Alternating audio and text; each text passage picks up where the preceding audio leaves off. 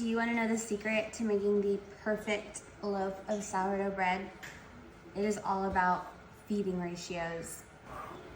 We started here last night and we have more than doubled inside. Our dome has flattened out, so it is ready to use. So I fed this a 1:5 ratio. So I did 1 part starter, which was 33 grams, and I fed it 165 grams of flour and 165 grams of water. People always ask me how I get my stiff starter. Well, I do higher feeding ratios. So think 1:3 minimum, 1:5 is the ultimate. So we're gonna make a loaf of bread.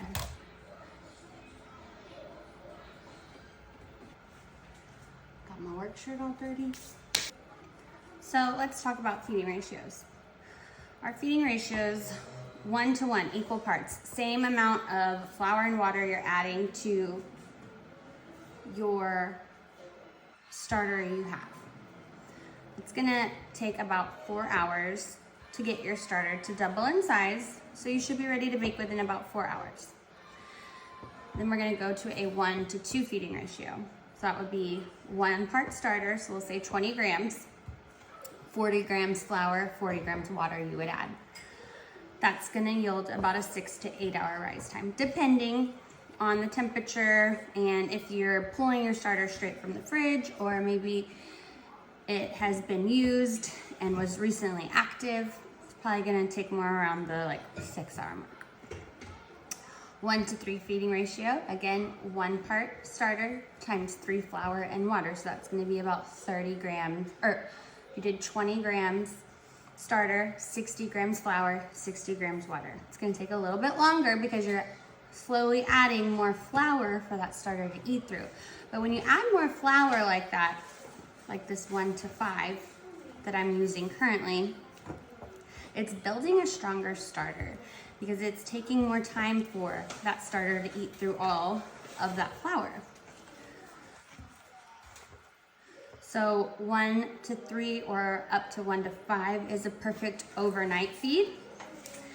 And also, you don't need a lot of starter. You could literally start with 10 grams and have enough to make a loaf of bread. So a lot of people always ask me how I bulk up my starter for markets and things like that. And all I do is a simple 1:5 feeding ratio.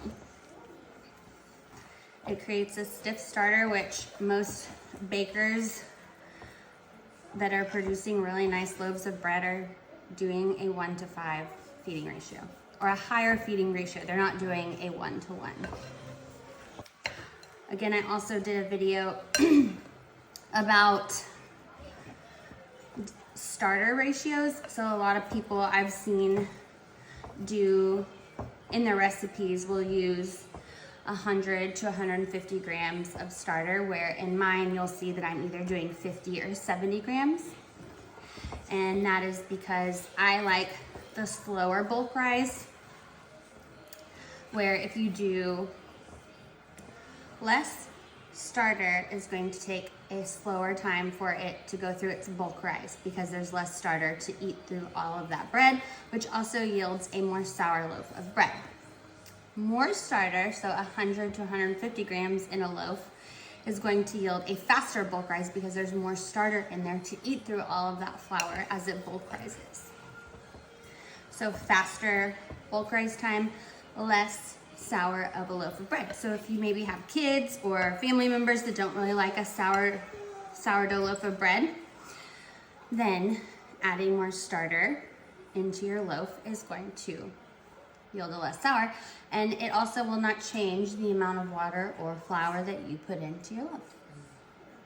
So we're gonna cover this for an hour and let it sit, let that gluten settle, and then we're gonna come back for our first stretch and fold.